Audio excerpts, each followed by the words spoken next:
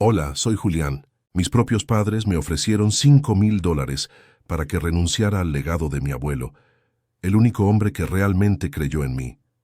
Fue como si le pusieran precio a mi alma, y el precio era una miseria. ¿Alguna vez te has sentido tan invisible para tu propia familia que tu dolor ni siquiera les importa? Antes de contarte cómo esa noche, en su lujosa mansión de Coral Gables, su desprecio me dio la fuerza que necesitaba. Déjame un comentario diciéndome desde dónde me estás viendo y suscríbete al canal. Créeme, no querrás perderte lo que pasó cuando decidí que el honor era más importante que la paz. La cena era el típico espectáculo que mis padres, Ricardo e Isabel, montaban para sus amigos. El aire en su mansión de Coral Gables olía a dinero, a un perfume caro mezclado con la arrogancia de quienes nunca han conocido una verdadera dificultad. Yo estaba sentado en esa mesa larguísima, sintiéndome como una pieza de decoración fuera de lugar. Las conversaciones giraban en torno a inversiones, yates y las últimas adquisiciones de arte, no del que se crea con el alma, sino del que se compra como un activo financiero. Me sentía a kilómetros de distancia, atrapado en un mundo que me recordaba constantemente que yo, con mis manos manchadas de pintura y mi cuenta bancaria casi vacía, era su gran decepción. Cada risa, cada brindis, se sentía como una pequeña aguja clavándose en mi piel. Fue entonces cuando mi padre, Ricardo, se puso de pie, con esa sonrisa ensayada que usaba para cerrar tratos. Anunció con un orgullo que me revolvió el estómago que finalmente habían cerrado la venta de la casa de campo del abuelo. La noticia cayó sobre mí como una losa de concreto. Esa casa no era solo una propiedad, era el último santuario de mis recuerdos, el lugar donde mi abuelo me enseñó a mezclar colores, donde me dijo que mi sensibilidad no era una debilidad, sino mi mayor fortaleza. Mientras los invitados aplaudían la inteligente movida de negocios de venderla a una constructora para levantar apartamentos de lujo, yo solo podía ver cómo demolían mi infancia. Ladrillo por ladrillo, recuerdo por recuerdo. Mi madre, Isabel, sonreía a su lado, tan cómplice y fría como siempre. Luego, el golpe final. Mi padre dirigió su mirada hacia mí, cruzando la mesa, como si estuviera a punto de concederme una limosna. «Y para ti, Julián», dijo, su voz goteando una falsa generosidad que todos en la sala reconocieron como condescendencia. «Hemos decidido darte un pequeño empujón. $5,000 de la venta, como un apoyo para tu pequeño hobby». La palabra hobby resonó en el silencio que siguió. No era mi pasión, no era mi vocación, no era el legado de su propio padre que yo intentaba honrar. Era un pequeño hobby. La humillación fue tan profunda y tan pública que sentí como el calor subía por mi cuello. Vi las miradas de lástima de algunos invitados, la sonrisa burlona de otros. En ese momento no era su hijo, era su proyecto fallido. Me quedé paralizado con la copa de agua temblando en mi mano. Busqué en sus rostros, en el de mi padre y en el de mi madre, una pizca de humanidad, un destello de remordimiento. No encontré nada. Solo vi dos extraños, dos ejecutivos cerrando una transacción desfavorable. Mi arte, mi vida, mi conexión con el abuelo, todo había sido tasado y liquidado por $5,000. Un insulto envuelto en un cheque. En ese silencio, recordé las palabras de mi abuelo. El verdadero valor no reside en lo que posees, sino en quién eres cuando nadie te mira. Y en ese instante, bajo la mirada de todos, me di cuenta de que mis padres no valían nada. Su riqueza era solo una cáscara vacía que ocultaba una pobreza espiritual aterradora. El dolor inicial, esa sensación de ahogo y rabia, empezó a transformarse. Se solidificó en una calma helada, una claridad que nunca antes había sentido. Discutir, gritar o llorar habría sido darles exactamente lo que querían, una confirmación de que yo era el hijo emocionalmente inestable que no sabía manejar el mundo real. Mi silencio se convirtió en mi única arma. Entendí que la mayor victoria no sería convencerlos de mi valor, sino demostrarles que su opinión ya no tenía poder sobre mí. La humillación, en lugar de romperme, había encendido una llama. Una determinación fría y afilada se apoderó de mí. Ya no se trataba de buscar su aprobación, sino de defender la memoria del único hombre que me había dado un amor incondicional. Mientras esa nueva resolución se asentaba en mi interior, un recuerdo vino a mi mente con una fuerza arrolladora. Mi abuelo, unas semanas antes de morir, sentándome a su lado en su estudio, me entregó una vieja llave ornamentada, pesada y de bronce. Sus dedos arrugados y manchados de óleo apretaron los míos. Julián, me dijo con voz débil pero firme, guarda esto, úsala cuando el honor sea más importante que la paz. En ese momento no entendí del todo, pero ahora, en medio de esa cena opulenta, sus palabras resonaban como una profecía. La paz con mi familia era una ilusión, una mentira que me había estado contando a mí mismo. Lo único que me quedaba por proteger era el honor, el suyo y el mío. Me levanté de la mesa lentamente, sin decir una sola palabra. No tiré la silla, no hice una escena. Simplemente me puse de pie. Las conversaciones se detuvieron. Todas las miradas se clavaron en mí. Vi la confusión en el rostro de mi padre, seguida de una mueca de fastidio. Mi madre apenas me miró, demasiado ocupada en mantener las apariencias con sus invitados. Caminé fuera del comedor, mis pasos resonando en el suelo de mármol pulido. Cada paso era una declaración. No estaba huyendo. Estaba marchando hacia una batalla que no sabía que tenía que librar, pero que ahora entendía que no podía evitar. Al cruzar el umbral de esa casa, sentí que dejaba atrás no solo una cena, sino una vida entera de mendigar afecto.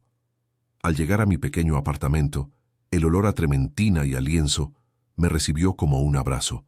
Era mi mundo, un lugar honesto. Fui directamente a una vieja caja de madera donde guardaba los tesoros que mi abuelo me había dejado. Pinceles gastados, un par de sus lentes y, por supuesto, la llave. La tomé en mi mano, sintiendo su peso, el frío del metal. Ya no era solo un objeto curioso. Era un símbolo, una promesa.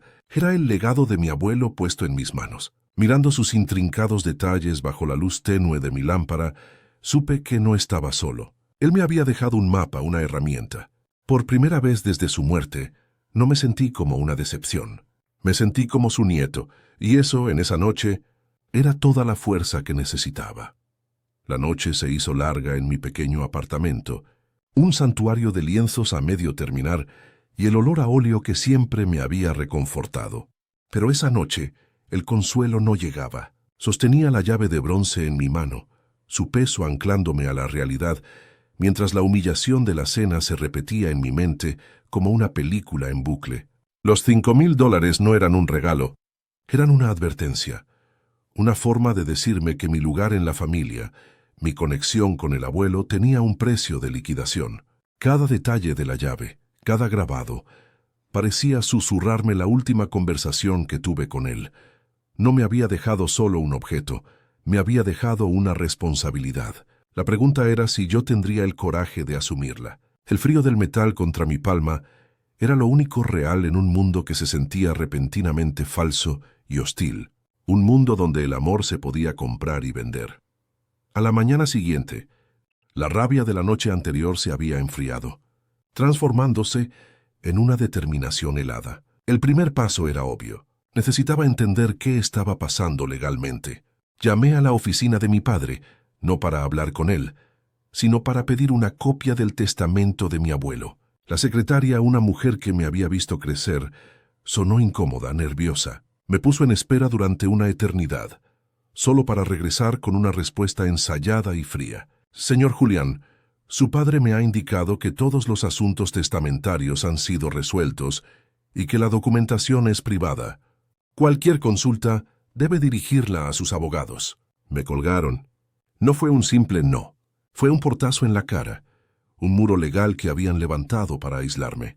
La injusticia ya no era solo emocional, ahora tenía un carácter oficial, burocrático, diseñado para aplastarme con su peso. Decidí ir a la mansión, no para suplicar ni para discutir, sino para recuperar algo que me pertenecía por derecho emocional, una caja de bocetos de mi abuelo que sabía que estaba en su estudio. Conducir de vuelta a Coral Gables se sintió como regresar al campo de batalla después de una derrota. La casa, que de niño me parecía un palacio de ensueño, ahora se erigía como una fortaleza impenetrable, un monumento a la frialdad de mis padres. Cada palmera perfectamente podada, cada fuente de mármol, Parecía burlarse de mi modesto coche y de mi cuenta bancaria. Toqué el timbre y, para mi sorpresa, fue mi madre quien abrió la puerta. Su expresión no era de sorpresa, sino de fastidio, como si mi presencia fuera una mancha en su perfecto día. «Julián», dijo, su voz sin una pizca de calidez, «¿qué quieres?» «Estamos ocupados. Solo vengo a buscar una caja de bocetos del abuelo». «Está en su estudio», le expliqué, tratando de mantener mi voz firme. Ella soltó una risa corta y seca, un sonido que me partió el alma. «Ah, el estudio. Ya no existe, querido. Lo vaciamos la semana pasada. Todo eso fue donado a una organización benéfica para una deducción de impuestos. Eran solo papeles viejos». Cada palabra fue un golpe calculado. No solo habían cerrado el estudio, el santuario de mi abuelo, sino que habían convertido sus recuerdos, su arte, en una simple transacción financiera, en una línea en su declaración de impuestos. Me quedé mirándola, viendo a una completa extraña. La mujer que me dio la vida acababa de informarme, con la misma emoción con la que se habla del clima, que había borrado el último vestigio físico de la única persona que me amó incondicionalmente. No le respondí. Simplemente me di la vuelta y me marché. La humillación era tan profunda que se sentía como un dolor físico en el pecho. Mientras me alejaba, la vi cerrar la puerta con una finalidad escalofriante. Estaba oficialmente fuera, exiliado. El mensaje era claro. No solo no me querían a mí, sino que estaban activamente destruyendo cada puente que me conectaba con mi pasado, con mi identidad, con el legado de mi abuelo. Se estaban asegurando de que no quedara nada para mí, ni material ni sentimental. La venta de la casa de campo no era un hecho aislado, era el final de un largo proceso de anulación. Querían borrarme de la historia familiar y estaban siendo metódicos, eficientes y crueles. La injusticia ya no era una sensación, era un plan ejecutado a la perfección. De vuelta en mi apartamento, el sentimiento de impotencia era abrumador. Me senté en el suelo, rodeado de mis propias pinturas, que de repente me parecieron infantiles e inútiles. ¿De qué servía todo esto si el mundo, representado por mis propios padres, podía simplemente pisotearlo y convertirlo en cenizas? Por un momento consideré aceptar la derrota, tomar los $5,000 y desaparecer, construir una vida lejos de ellos, como siempre habían querido. Sería la salida fácil, el camino de la paz que mi abuelo me había mencionado. Pero entonces, mis ojos se posaron de nuevo en la llave ornamentada que había dejado sobre la mesa de café. Úsala cuando el honor sea más importante que la paz. La paz era rendirse. El honor era luchar por la verdad de un hombre que ya no podía defenderse. Tomé la llave y la estudié bajo la luz de la lámpara, buscando algo, cualquier cosa que me diera una pista. No había inscripciones ni marcas secretas. Era simplemente una llave vieja y hermosa. Y mientras la giraba en mis dedos, un recuerdo fragmentado comenzó a tomar forma en mi mente. No era una imagen, sino un sonido. La voz de mi abuelo hablando por teléfono en su estudio. Estaba riendo, una risa cálida y genuina. Recuerdo que mencionó un nombre con un profundo respeto. Ese muchacho, Castillo, tiene la integridad que ya no se encuentra. Llegará a ser un gran juez, y nunca olvidará de dónde vino. Era un detalle insignificante en ese momento, un nombre escuchado al pasar, pero ahora, en medio de mi desesperación, se sentía como un faro en la oscuridad. Castillo. El nombre resonó en mi cabeza. No era mucho, pero era más que nada. Era un hilo del que podía tirar. Abrí mi computadora portátil, con las manos todavía temblando ligeramente, y busqué en los registros públicos Juez Castillo, Miami. Aparecieron varios resultados, pero uno de ellos me llamó la atención. Un juez de la Corte Superior, un hombre de unos 65 años, con una reputación impecable, conocido por su rigor y su justicia. La biografía mencionaba que había recibido una beca de una fundación privada para estudiar Derecho. Una fundación que, para mi sorpresa, había sido creada por mi abuelo décadas atrás. La conexión estaba ahí. No era una coincidencia. Mi abuelo no solo había confiado en este hombre, lo había ayudado, había invertido en su futuro. Una oleada de energía recorrió mi cuerpo, disipando la niebla de la desesperación. Este era el camino. Mis padres tenían dinero y abogados despiadados, pero mi abuelo tenía algo más poderoso, Había construido un legado basado en la integridad y el respeto. Había sembrado semillas de lealtad en personas que ahora ocupaban posiciones de poder. La llave en mi mano de repente se sintió diferente. Ya no era solo un recuerdo. Era una pieza de un plan mucho más grande. Un plan que mi abuelo había puesto en marcha mucho antes de morir. Como si supiera que llegaría un día en que yo necesitaría un guardián. Un aliado en un mundo que él sabía que mis padres intentarían controlar por completo. No sabía para qué servía la llave, ni si el juez Castillo siquiera me recordaría o me escucharía. Pero por primera vez desde esa horrible escena, sentí que no estaba solo en esta lucha. Tenía un nombre, una conexión y un propósito claro. Ya no se trataba de recuperar dinero o propiedades. Se trataba de restaurar el honor de mi abuelo, de demostrar que su legado de decencia y bondad era más fuerte que la codicia de mis padres. La injusticia seguía doliendo, pero ahora tenía un adversario. Ya no era solo yo contra ellos, era el recuerdo y la integridad de mi abuelo contra su mundo vacío y materialista. Y en esa batalla, por primera vez, sentí que tenía una oportunidad de ganar. Mi siguiente paso no sería emocional, sino estratégico. Necesitaba entender el proceso de la venta de la casa de campo. Investigué en línea y descubrí que, al tratarse de un bien patrimonial de cierto valor, la transacción final requería una aprobación judicial de rutina para formalizar la transferencia de la propiedad, especialmente si formaba parte de un testamento. Encontré el registro público del caso y allí estaba, programado para una audiencia en 2 semanas, y el nombre del juez que presidiría la sesión me heló la sangre y me llenó de una esperanza casi dolorosa: juez Armando Castillo. Mi abuelo no me había dejado a la deriva, me había dejado un mapa y un destino, y yo iba a seguirlo hasta el final. Con el nombre del juez Castillo y la fecha de la audiencia marcados en mi calendario como el día del juicio final, una extraña mezcla de pánico y propósito se apoderó de mí. Por primera vez, no me sentía como una víctima pasiva, sino como un soldado preparándose para una batalla imposible. No tenía un ejército, ni armas, ni estrategia. Solo tenía un nombre, una llave y la convicción ardiente de que la verdad de mi abuelo merecía ser defendida, incluso si eso significaba enfrentarme solo al poder aplastante de mi propia familia. Pasé los siguientes días investigando al juez Castillo, leyendo cada artículo, cada sentencia, cada entrevista que pude encontrar. Quería entender al hombre en quien mi abuelo había depositado su fe. Descubrí a un jurista conocido por su integridad férrea, un hombre que había ascendido desde orígenes humildes y que, según se decía, tenía una aversión particular por los abusos de poder y la arrogancia de los ricos. Cada palabra que leía sobre él alimentaba una pequeña llama de esperanza en mi interior. No era un aliado garantizado, pero al menos parecía un hombre que escucharía.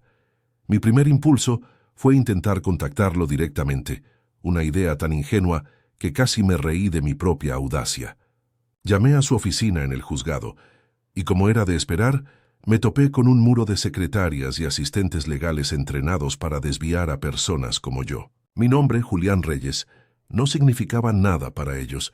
Cuando mencioné que era un asunto personal relacionado con mi difunto abuelo, la respuesta fue aún más fría y protocolaria. El juez Castillo no atiende asuntos personales relacionados con casos activos.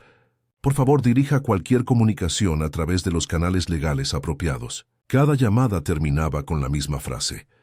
Un portazo burocrático que me recordaba mi insignificancia en su mundo. Estaba claro que mis padres, con su ejército de abogados, controlaban esos canales. Yo estaba fuera, gritando desde el otro lado de una puerta de acero. La frustración era tan intensa que sentía ganas de golpear la pared de mi pequeño estudio. Derrotado pero no vencido, decidí cambiar de táctica. Si no podía llegar a él, al menos podría entender el terreno donde se libraría la batalla. Pasé varios días en el juzgado, un fantasma anónimo sentado en las bancas traseras de diferentes salas, observando los procedimientos. Quería familiarizarme con el ambiente, con el lenguaje, con el ritmo de la justicia. Vi casos de todo tipo, desde disputas comerciales hasta dramas familiares, y en cada uno de ellos vi cómo el poder y el dinero inclinaban la balanza. Los abogados caros, con sus trajes impecables y su confianza ensayada, parecían tener un aura de invencibilidad, Me sentía cada vez más pequeño, un simple aficionado a punto de entrar en un juego de profesionales. La idea de enfrentarme a los abogados de mi padre en ese entorno se sentía como un suicidio. Empecé a dudar de mí mismo, a preguntarme si todo esto era una locura, un acto de orgullo que solo me traería más humillación. Fue durante una de esas visitas, mientras deambulaba por los pasillos de mármol, que ocurrió algo que cambió el curso de todo. Vi a un hombre que reconocí al instante. Era el abogado principal de mi padre, un hombre llamado Morales, conocido por su agresividad y su historial impecable de victorias. Estaba de pie junto a una ventana, hablando por teléfono con un tono relajado y burlón. Me escondí detrás de una columna, con el corazón latiéndome en los oídos, y aguzé el oído. No pude escuchar toda la conversación, pero capté una frase que se me clavó como un puñal de hielo. «No te preocupes», dijo Morales soltando una risita. «Es un caso cerrado. El testamento es sólido como una roca, y el chico es solo un artista emocional. Castillo tendrá que aprobarlo, le guste o no. El viejo ya no está para protegerlo». Esa última frase resonó en el pasillo, confirmando mis peores temores y, al mismo tiempo, encendiendo una nueva furia dentro de mí. El viejo ya no está para protegerlo. La frase se repetía en mi cabeza, una y otra vez. No solo estaban seguros de ganar, sino que se burlaban de la memoria de mi abuelo, de su deseo de protegerme. La injusticia se hizo palpable, tangible. Ya no era una sospecha, era una certeza. Estaban usando un testamento falso, uno sólido como una roca, porque lo habían fabricado para hacerlo. Y contaban con mi debilidad, con mi perfil de artista emocional, para que nadie cuestionara su versión. En ese momento, todo mi miedo se evaporó, reemplazado por una claridad helada. Ya no se trataba de ganar o perder. Se trataba de honor, tal como mi abuelo había dicho. Tenía que demostrarles que el artista emocional tenía más fuerza y más lealtad en su corazón de lo que ellos jamás tendrían en sus cuentas bancarias. La condescendencia de Morales fue el combustible que necesitaba. Volví a mi apartamento con una nueva misión. Ya no intentaría luchar contra ellos en su terreno. No contrataría a un abogado que no podía pagar para pelear una batalla legal que ya daban por ganada. Tenía que llegar al juez Castillo, pero no como un demandante, sino como el nieto de su mentor.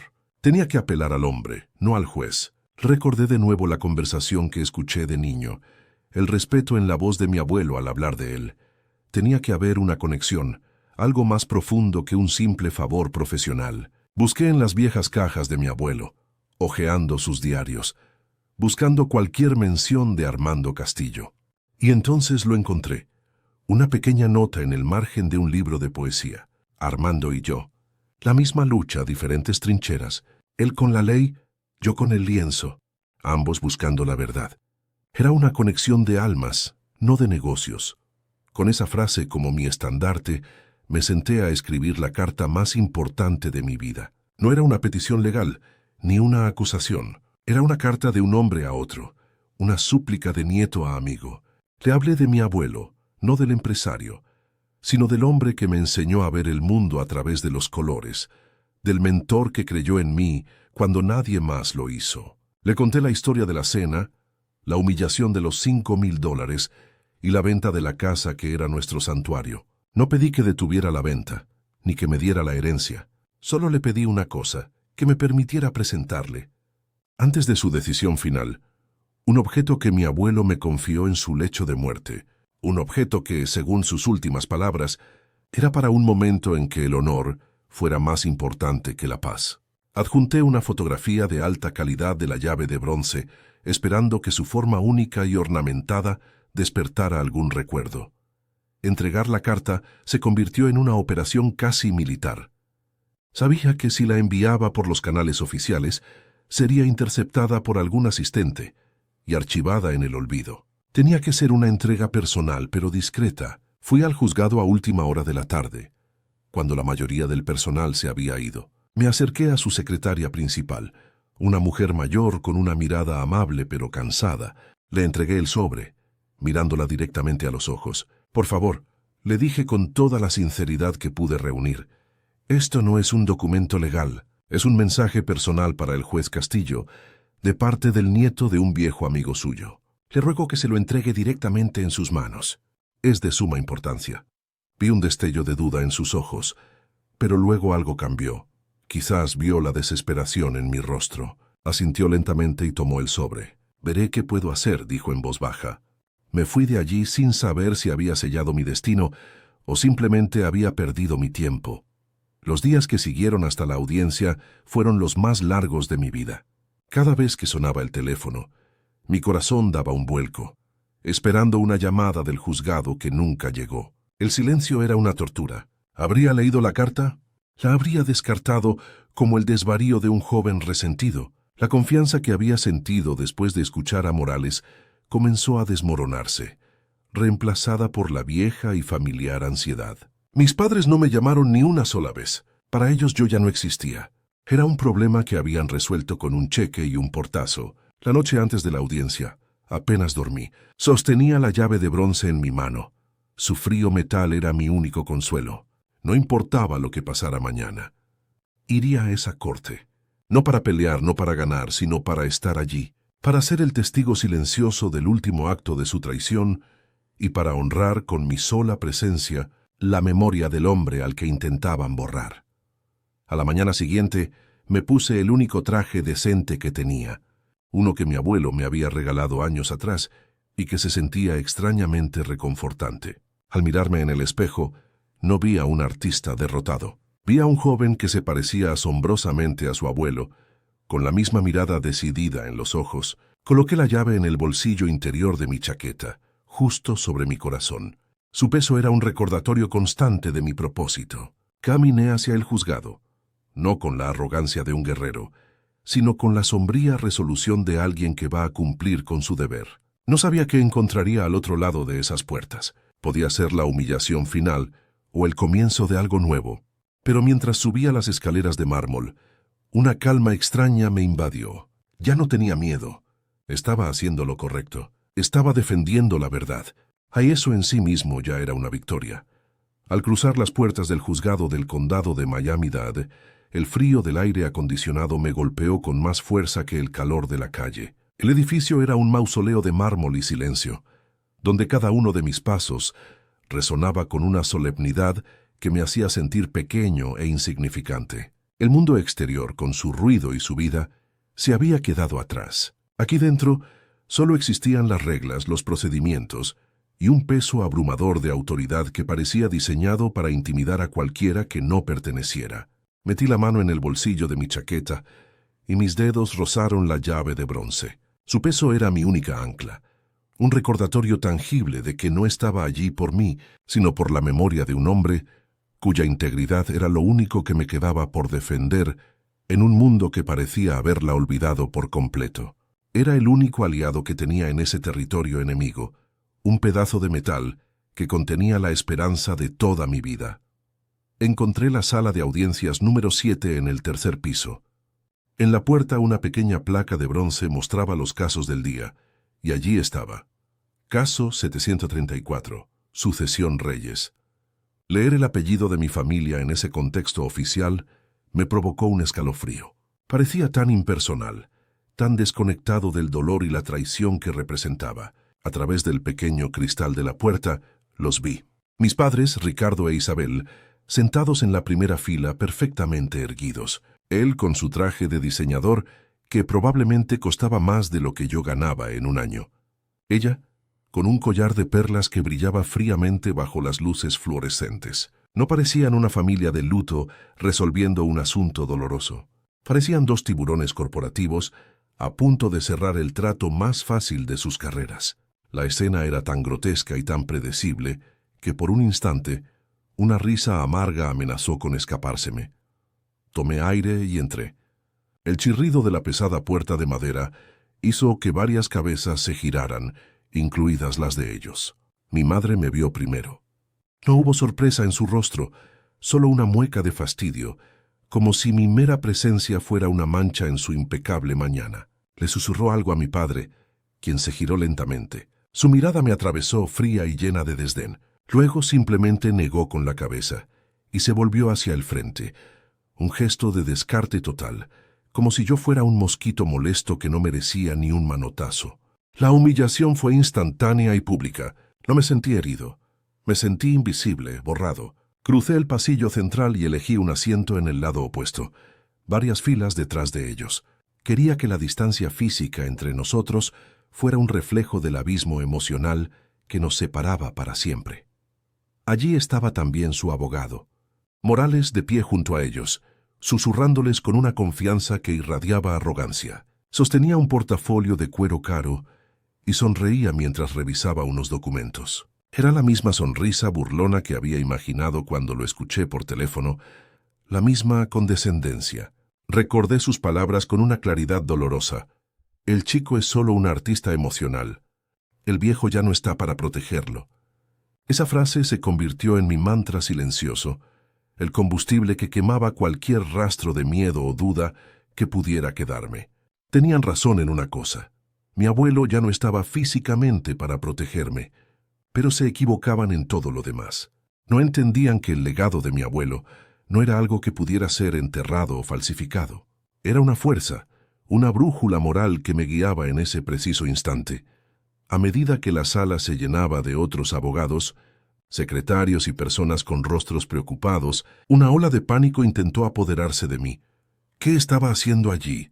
Era un pintor con un traje prestado y una llave misteriosa, a punto de enfrentarme a un sistema legal diseñado para favorecer a gente como mis padres. Cada detalle, desde el lenguaje legal incomprensible hasta la solemnidad del mobiliario de madera oscura, estaba diseñado para hacerme sentir fuera de lugar. Por un momento, la idea de levantarme y marcharme fue abrumadoramente tentadora. Podía simplemente desaparecer, aceptar la derrota y construir una vida desde las cenizas. Sería la paz de la que mi abuelo me había hablado. Pero entonces, el recuerdo de su mano sobre la mía, entregándome la llave, volvió con una fuerza arrolladora. La paz no era una opción cuando el honor estaba en juego. Cerré los ojos y respiré hondo, ignorando el murmullo de la sala. Dejé de pensar en mis padres, en el dinero, en la casa. En mi mente, volví al estudio de mi abuelo. Pude oler la mezcla de trementina, óleo y café viejo. Pude ver la luz del atardecer entrando por la ventana, iluminando las motas de polvo que bailaban en el aire. Escuché su risa, una risa que llenaba todo el espacio. Sentí el peso de la llave en mi mano, no como un objeto, sino como una promesa. Él había confiado en mí. Me había dejado la última palabra, la pieza final de su plan. Abrí los ojos. El pánico se había ido, reemplazado por una calma fría y absoluta. Ya no era Julián, el artista emocional. Era el nieto de Miguel Reyes, y estaba allí para cumplir con su última voluntad. Mi propósito era claro como el agua. De pie para el honorable juez Armando Castillo. La voz del alguacil resonó en la sala, y todos nos pusimos de pie al unísono. Un hombre de unos 65 años, con el cabello plateado y una expresión severa, caminó hacia el estrado con una dignidad imponente. Se sentó y observó la sala en silencio por un momento. Sus ojos, afilados y penetrantes, parecían capaces de ver a través de las máscaras que todos llevábamos. Lo observé fijamente, tratando de encontrar en su rostro al joven íntegro del que mi abuelo hablaba con tanto respeto. No vi a un amigo, vi a un juez, un hombre que se regía por la ley y la evidencia. Y yo no tenía ninguna de las dos cosas, al menos no de la manera que ellos entendían. Una pequeña duda volvió a asomar, pero la aparté con firmeza. Tenía que confiar en el juicio de mi abuelo. El secretario comenzó a llamar los casos. Mi corazón latía con fuerza contra mis costillas. Cada nombre que no era el mío era a la vez un alivio y una tortura, prolongando la agonía de la espera. Finalmente lo escuché. Caso número 734, concerniente a la sucesión de Miguel Ángel Reyes. Morales se levantó con una fluidez ensayada y se acercó al podio. Buenos días, su señoría. Soy Alberto Morales, representando a los albaceas del patrimonio, Ricardo e Isabel Reyes. Su voz era suave, casi melosa, la voz de un hombre acostumbrado a que le digan que sí. Comenzó a exponer los detalles de la venta de la casa de campo, presentándola como una simple formalidad, el paso final para cerrar un capítulo y cumplir con los términos de un testamento claro e incontrovertible. Cada palabra era una mentira envuelta en jerga legal. Mientras Morales hablaba, yo no apartaba la vista del juez Castillo. Él escuchaba pacientemente, con las manos entrelazadas sobre su escritorio, su rostro una máscara de neutralidad profesional. Hojeaba los documentos del expediente, deteniéndose en una página. Vi cómo sus cejas se fruncían ligeramente. Morales seguía hablando, pero yo sentía que la atención del juez ya no estaba completamente en él. Algo en ese papel había captado su interés. Era mi carta. Tenía que ser mi carta. Sabía, con una certeza que me recorrió todo el cuerpo, que el juez estaba conectando los puntos. Estaba viendo mi nombre, recordando la carta y quizás, solo quizás, recordando la promesa que le hizo a un viejo amigo hace mucho tiempo. El aire en la sala pareció espesarse, cargado de una tensión que solo yo parecía sentir. El juez levantó la vista de los papeles, interrumpiendo a Morales a mitad de una frase con un simple gesto de la mano. El silencio que siguió fue absoluto. Los ojos del juez recorrieron la sala, pasando por encima de mis padres, con una rapidez casi despectiva. Luego, su mirada se encontró con la mía. Duró solo un segundo, pero en ese instante vi algo más que un juez mirando a un espectador. Vi una chispa de reconocimiento, de sorpresa, y una pregunta no formulada en sus ojos. Mi padre, notando el cambio en el ambiente, se giró y me lanzó una mirada de pura furia, como si mi sola presencia fuera un acto de insubordinación. Ese fue el momento, la señal que había estado esperando. La paz ya no era una opción, el honor lo exigía. Con el corazón martillándome en el pecho, pero con las manos firmes, me puse lentamente de pie. Toda la sala se quedó en silencio, un silencio tan denso que podía sentirlo presionar contra mis tímpanos. Cada par de ojos se clavó en mí. Vi la confusión en el rostro del abogado Morales, la incredulidad en el de mi madre y en los ojos de mi padre una furia helada que prometía una represalia que ya no me daba miedo. Pero no aparté la vista del hombre sentado en el estrado. El juez Castillo me miraba fijamente, no con la irritación de un magistrado cuya sesión ha sido interrumpida, sino con una intensidad que parecía perforar el tiempo. Su rostro, antes una máscara de imparcialidad, ahora mostraba una grieta de pura y humana curiosidad. El aire se cargó de una electricidad palpable, rompió el protocolo con una voz baja, pero que resonó en toda la sala. «Joven», dijo, ignorando por completo al abogado de mi padre, «¿cuál es su nombre?» Tragué saliva, sintiendo la garganta seca. «Julián», respondí, mi voz más firme de lo que esperaba. «Julián Reyes». Al escuchar mi nombre completo, algo se rompió en la compostura del juez. Su rostro palideció visiblemente. Vi cómo su mano, que descansaba sobre unos documentos, comenzaba a temblar de una forma casi imperceptible. Se inclinó hacia adelante, entrecerrando los ojos como si intentara reconocer un fantasma en mi rostro. Entonces, lo escuché susurrar unas palabras que no estaban destinadas a la corte, sino a sí mismo, un murmullo cargado de décadas de recuerdos y lealtad. «Dios mío», dijo, su voz apenas un hilo de sonido ahogado por la conmoción. ¿De verdad es él? En ese instante, supe que la carta había llegado. Supe que mi abuelo, incluso desde la tumba, acababa de entrar en esa sala. «Acérquese al estrado». «Por favor», ordenó el juez Castillo, su voz ahora recuperando una parte de su autoridad, pero teñida de una emoción que no pudo ocultar. Comencé a caminar. Cada paso en ese pasillo de mármol se sentía como un kilómetro. Pasé junto a la fila donde estaban sentados mis padres. Vi el rostro de mi madre, su arrogancia desmoronándose en una máscara de pánico. Vio que algo estaba terriblemente mal, que el guión que habían escrito con tanto cuidado se estaba incendiando. Mi padre me miró con un odio puro, sus nudillos blancos de apretar el reposabrazos de la banca. Morales, su abogado, intentó objetar. «Su señoría, esto es altamente irregular», comenzó a decir, pero el juez lo silenció con una sola mirada, una mirada tan cortante que el abogado retrocedió como si lo hubieran golpeado. Llegué al estrado, un mueble de madera oscura que parecía un altar de la justicia. No dije nada. Simplemente saqué la llave de bronce del bolsillo interior de mi chaqueta. Con un movimiento lento y deliberado, la coloqué sobre la superficie pulida. La luz fluorescente del techo se reflejó en sus intrincados grabados, haciéndola parecer un artefacto de otro tiempo, un objeto fuera de lugar en ese entorno estéril y moderno. La llave no era una prueba legal, no era un documento, era un símbolo, un mensaje silencioso que solo un hombre en esa sala podía entender. El juez Castillo bajó la vista hacia ella y una oleada de reconocimiento inundó su rostro. La miró como si estuviera viendo el rostro de un viejo amigo. Asintió lentamente, para sí mismo, como si una pieza final de un rompecabezas que llevaba años incompleto acabara de encajar en su lugar. El juez se aclaró la garganta y se dirigió a su secretario. Su voz era tranquila, pero tenía un filo de acero. «Señor Martínez, por favor, traiga a esta sala el depósito número 4B7, el que está a nombre de Miguel Ángel Reyes». Un murmullo recorrió la sala. Vi a mi padre levantarse a medias, su rostro una mezcla de confusión y terror.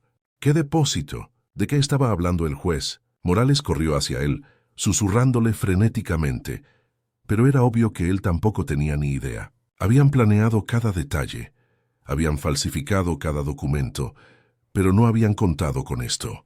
No habían contado con la previsión de mi abuelo.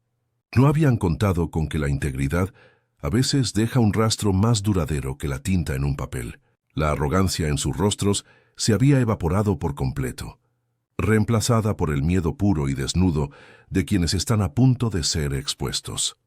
El secretario regresó unos minutos después, que se sintieron como una eternidad, llevando un viejo maletín de cuero. Estaba desgastado por los años, con las esquinas suavizadas por el tiempo, pero se notaba que había sido un objeto de gran calidad. Lo reconocí vagamente, un recuerdo borroso de mi infancia, siempre al lado del sillón de mi abuelo en su estudio. El secretario lo colocó sobre el estrado junto a la llave.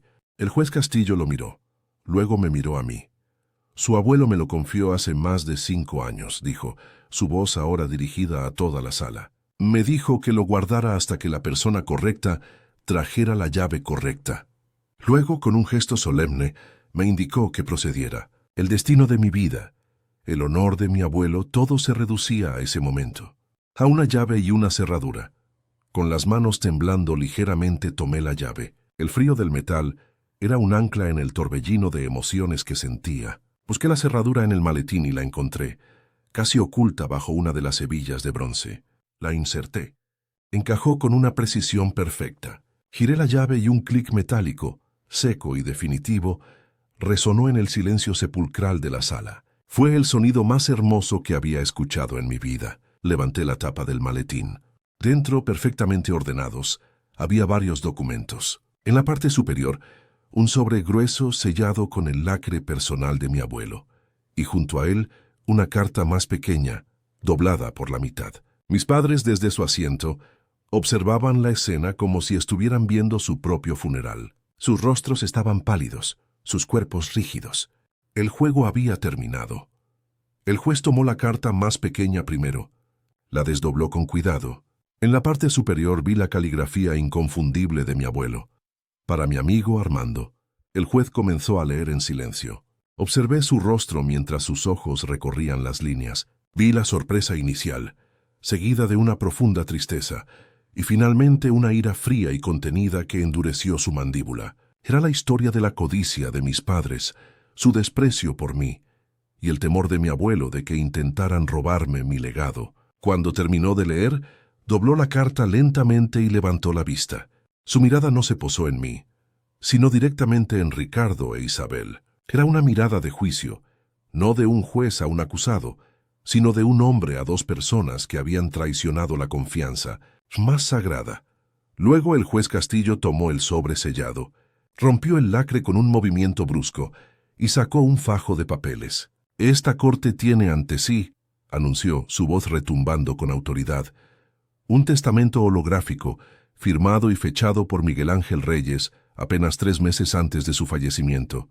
Una fecha muy posterior a la del documento presentado por el señor Morales». El abogado de mi padre se quedó sin palabras, su boca abierta en una mueca de shock. El juez comenzó a leer en voz alta un pasaje clave, y cada palabra era un clavo en el ataúd de las mentiras de mis padres. «Lego mi casa de campo y la totalidad de mi fondo fiduciario a mi único y amado nieto, Julián Reyes, con la única condición de que nunca abandone su vocación y use estos recursos para honrar la belleza y la verdad a través de su arte.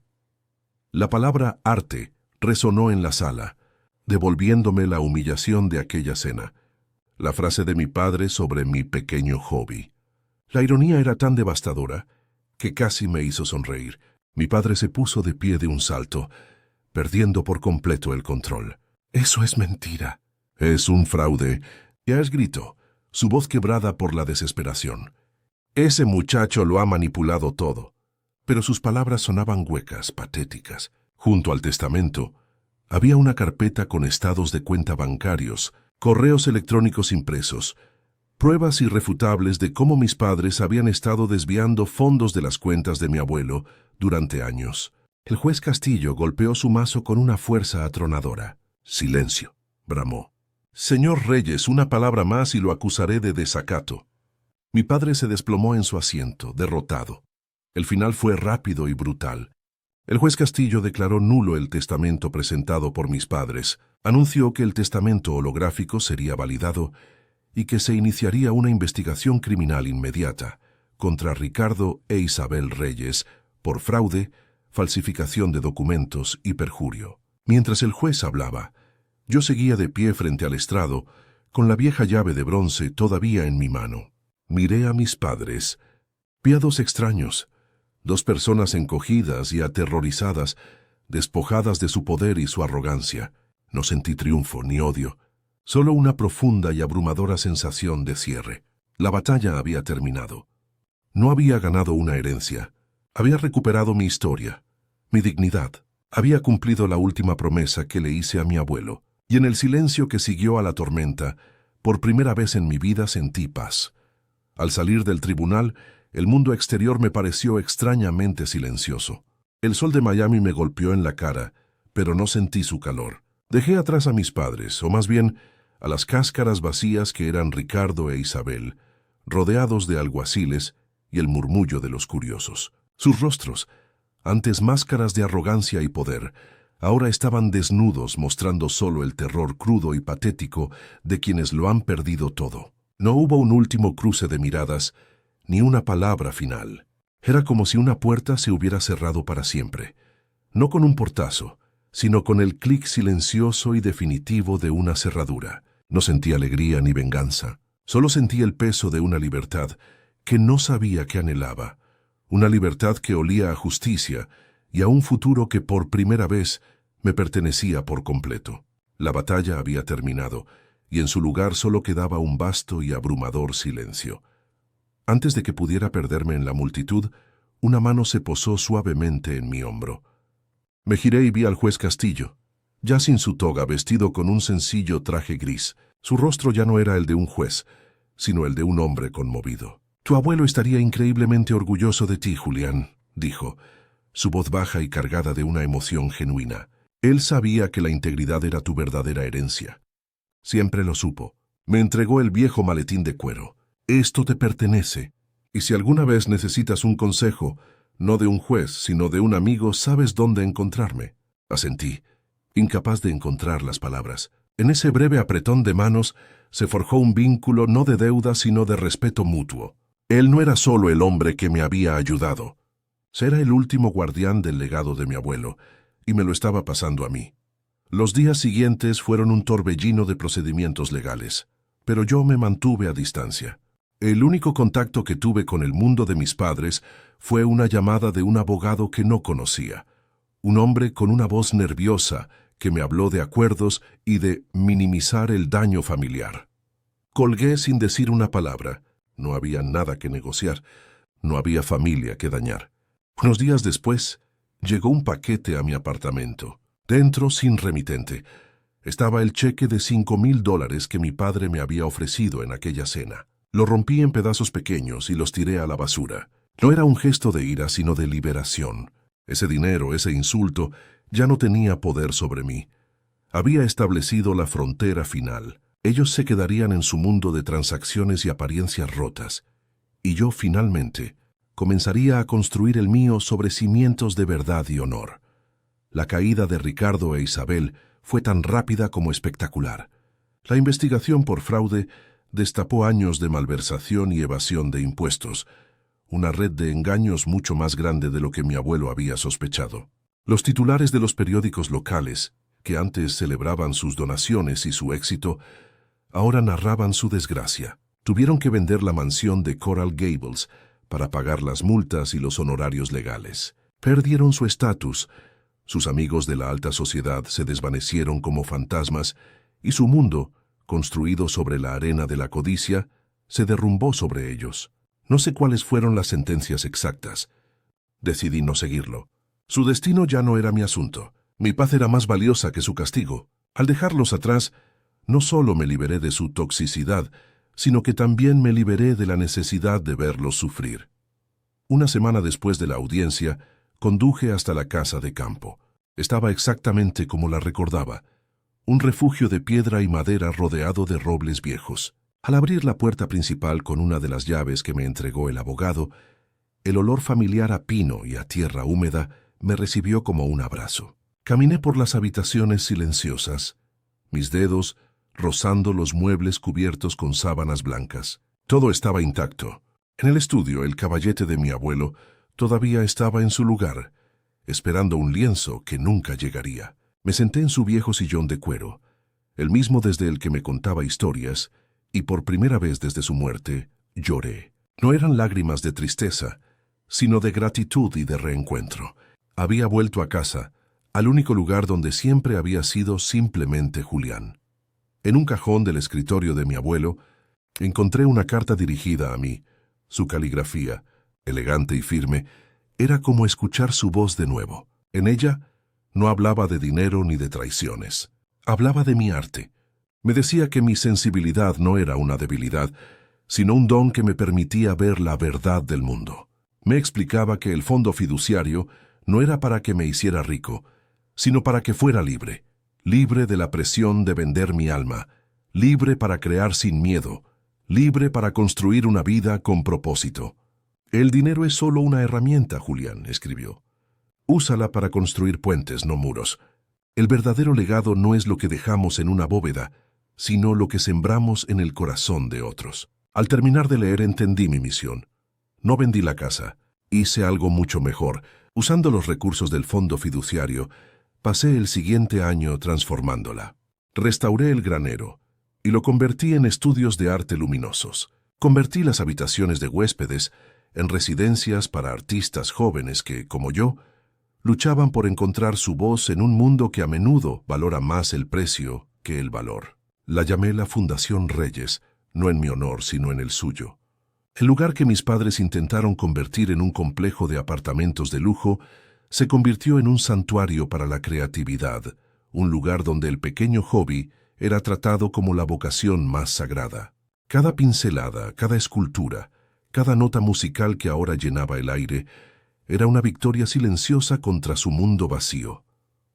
Hoy, 2 años después de aquel día en el tribunal, mi vida es irreconocible. Paso la mayoría de mis días en la fundación, a veces pintando en el viejo estudio de mi abuelo, otras veces simplemente hablando con los jóvenes artistas, compartiendo lo que aprendí. El juez Castillo nos visita de vez en cuando. Se sienta en el porche, bebe café y cuenta historias sobre mi abuelo. Se ha convertido en una figura paterna, un mentor que me guía con la misma integridad que mi abuelo vio en él hace tantos años. Ya no siento el peso de ser una decepción. He encontrado mi lugar, no en la alta sociedad de Miami, sino en esta pequeña comunidad que construimos sobre los cimientos del amor, el respeto y la creatividad. Nunca volví a ver a mis padres. A veces me pregunto si piensan en mí, si sienten algún remordimiento. Pero la pregunta se desvanece rápidamente. Su historia ya no es la mía. Mi historia la estoy pintando cada día, con colores vivos y trazos audaces, en los lienzos de mi propia vida. Sostengo en mis manos el legado de mi abuelo, no como una carga, sino como una brújula. Él me enseñó que el verdadero valor no reside en lo que posees, sino en quién eres cuando nadie te mira. Y aquí, en el silencio de su estudio rodeado de arte y de sueños, finalmente entiendo quién soy. Soy Julián Reyes, soy un artista, y soy libre. Así que al final de todo, ¿qué es lo que queda? No es la casa, ni el dinero, ni la satisfacción de ver a quienes te hicieron daño enfrentar las consecuencias de sus actos. Lo que queda es una lección, una verdad que se graba en el alma con el fuego del dolor. Aprendí que las peores batallas no se libran contra extraños en campos lejanos, sino en las mesas de comedor de nuestras propias casas, contra las personas que deberían ser nuestro refugio. Y en esas batallas, la victoria no se mide por lo que ganas, sino por lo que te niegas a perder.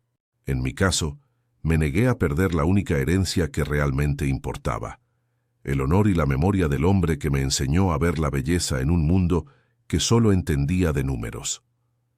La frase de mi abuelo resuena en mi cabeza todos los días. El verdadero valor no reside en lo que posees, sino en quién eres cuando nadie te mira. Mis padres tenían todo lo que el dinero puede comprar: una mansión en Coral Gables, autos de lujo, un estatus social envidiable. Pero cuando nadie los miraba, o más bien cuando creían que nadie importante los miraba, su pobreza era abismal. Estaban vacíos.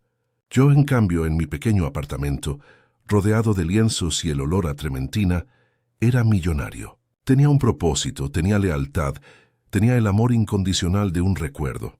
La verdadera riqueza, la que nadie te puede quitar, es la integridad. Es la paz que sientes al mirarte al espejo y reconocer al hombre que te devuelve la mirada, sabiendo que no has traicionado tus principios. Mucha gente cree que para luchar hay que gritar, que para defenderse hay que atacar con la misma ferocidad. Pero mi abuelo me enseñó, y mi experiencia me lo confirmó, que a veces el acto de resistencia más poderoso es el silencio, un silencio lleno de determinación. Salir de esa cena sin decir una palabra, entrar en ese tribunal sin un abogado a mi lado, ponerme de pie en medio de esa sala. Esos fueron mis gritos de guerra. No necesité levantar la voz para que mi verdad se escuchara. A veces, la dignidad es el arma más afilada, y la calma frente a la injusticia es la demostración de fuerza más contundente. No dejes que el caos de otros perturbe tu paz interior. Aférrate a tus convicciones y deja que ellas hablen por ti. Un legado no es una cuenta bancaria o una propiedad. Esas son cosas frágiles que se pueden robar, falsificar o perder. Un verdadero legado son las semillas que siembras en el corazón de otras personas. Mi abuelo sembró una semilla de integridad en un joven estudiante de Derecho llamado Armando Castillo, y décadas después, esa semilla floreció para proteger a su nieto. Ahora, con la fundación, intento hacer lo mismo: sembrar semillas de esperanza y creatividad en artistas jóvenes que solo necesitan que alguien crea en ellos. Ese es el círculo virtuoso de la vida. Lo que das con un corazón puro, de alguna manera siempre vuelve a ti, a veces de las formas más inesperadas y en los momentos en que más lo necesitas. Si estás pasando por una situación en la que tu propia familia te hace sentir invisible, si te han puesto un precio o han menospreciado tus sueños, quiero que escuches esto con atención. Tu valor no lo definen ellos. Tu valor es intrínseco, es tuyo y de nadie más. Durante años, busqué la aprobación de mis padres mendigando migajas de afecto que nunca llegarían. El momento en que todo cambió fue cuando dejé de buscar su validación y empecé a construir la mía. Mi viaje no fue para demostrarles que estaban equivocados sobre mí. Fue para demostrarme a mí mismo que su opinión ya no importaba. La liberación más grande de tu vida llegará el día que dejes de necesitar el permiso de otros para ser quien estás destinado a ser. Al final, no sentí alegría al ver a mis padres perderlo todo.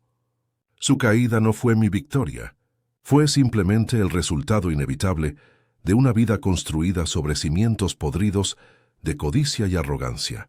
Mi verdadera victoria fue encontrar la paz que mi abuelo me dijo que a veces hay que sacrificar por el honor. Ahora entiendo lo que quería decir. No se refería a una paz superficial, la de evitar conflictos a toda costa. Se refería a la paz profunda y duradera que solo se encuentra cuando vives en armonía con tus valores, cuando has luchado por lo que es justo, no por venganza, sino por principios. Esa es la paz que te permite dormir por la noche, la paz que te permite crear desde un lugar de autenticidad. Mi historia es solo una entre millones, pero sé que el dolor de la traición familiar es un lenguaje universal. Quizás tú también tienes una llave de bronce guardada en un cajón, un recuerdo, un principio, una verdad que te da la fuerza para seguir adelante. Te invito a que compartas tu historia en los comentarios. No los detalles dolorosos, sino la lección que aprendiste, la fortaleza que descubriste en ti. Juntos, podemos crear una comunidad que se recuerde a sí misma que el honor es más importante que la paz y que la integridad es la única riqueza verdadera. Si esta historia resonó contigo, suscríbete y únete a nosotros, porque cada historia de resiliencia compartida es una luz en la oscuridad para alguien que la necesita.